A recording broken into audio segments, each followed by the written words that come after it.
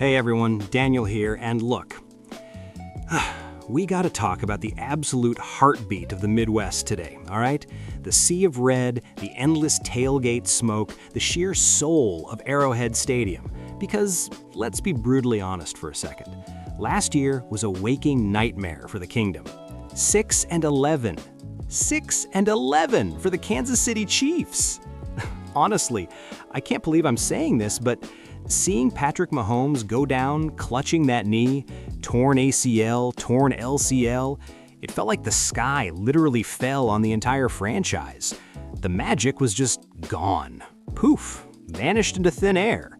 And we've all been sitting here, chewing our fingernails down to the absolute bone, wondering what the hell Brett Veach and Andy Reid are gonna do to fix the shattered glass of a roster.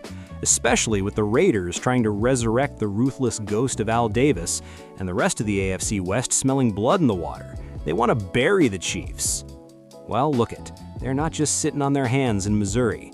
In Whisper Confidential, I was on the phone late last night with a very highly placed front office executive out in KC, and he told me verbatim, "Daniel, we are not punting on 2026. We are building an absolute fortress for Pat when he gets back. We are insulating him from the chaos," end quote. And boom, what do?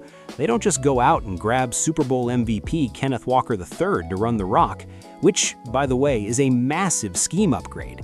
Think about K9 and Reed's shotgun zone reads. The guy has insane contact balance. When you run a wide 9 alignment on defense and try to rush the edges, Walker is going to take that inside zone handoff, stick his foot in the dirt, and absolutely gash you for 40 yards. They also snagged veteran safety Alohi Gilman to lock down the deep third.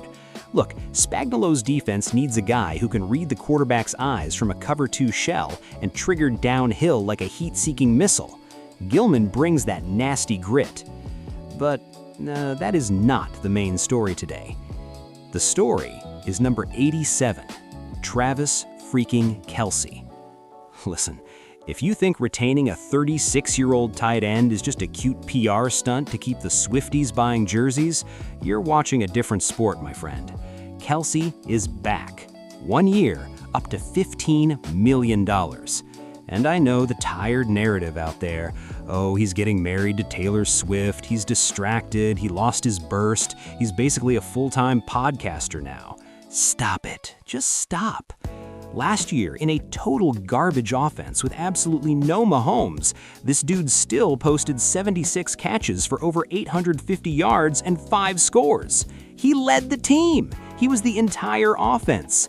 Every single defensive coordinator was bracketing him in cover 2, jamming him at the line of scrimmage with physical linebackers, shading the nickel corner over the top, and he still found the soft spots in the zone. His Y option route, where he reads the safety's hips and breaks the exact opposite way, is still the most unguardable conceptual route in modern football history. You literally cannot teach that level of spatial awareness. Before I lose my mind over this, do me a favor, hit subscribe, smash that like, and I need to see your takes in the comments. Am I crazy, or is this Kelce deal a masterclass by Veach? Or is it a total disaster holding on to the past? Tell me what you think below. All right, back to the tape. You gotta understand the mechanics here.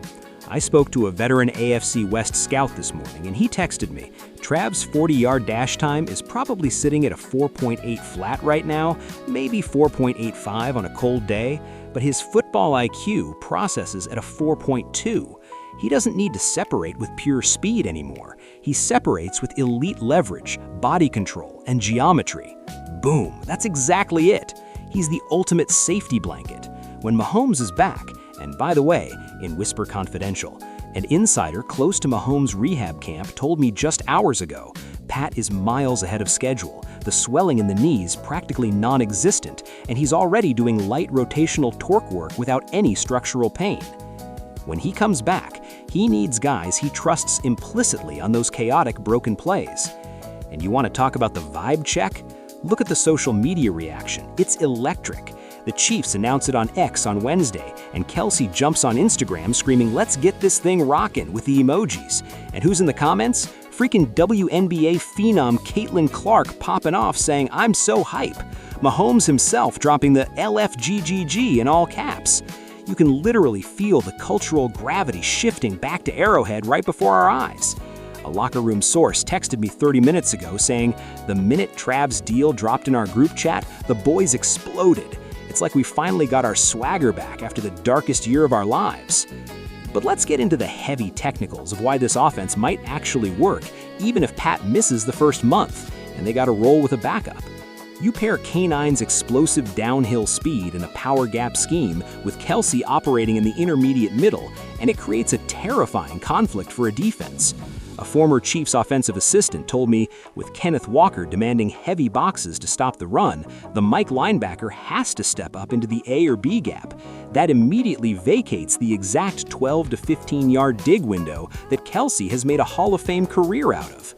It's basic physics, guys. If you drop 8 into coverage, K9 runs for 6 yards a pop. If you stack the box with a single high safety, Kelce eats your strong safety alive on a slant-flat combination. It is an absolute pick-your-poison nightmare. Now, is there risk? Hell yes, there's risk. He's 36 years old. He's got 13 years of grueling NFL mileage, and he's taken well over 1,100 hits over the middle of the field. He's made over $111 million in his career. He literally doesn't have to be doing this anymore. He could be sipping expensive margaritas on a mega yacht right now, planning his wedding, ignoring the noise. But he is a sicko, a football sicko, the absolute best kind. He wants the ring. He wants to drag this 6'11" roster kicking and screaming back to the mountaintop to prove every last one of the doubters wrong. And frankly, I am entirely here for it. Let's see what the big man has left in the tank.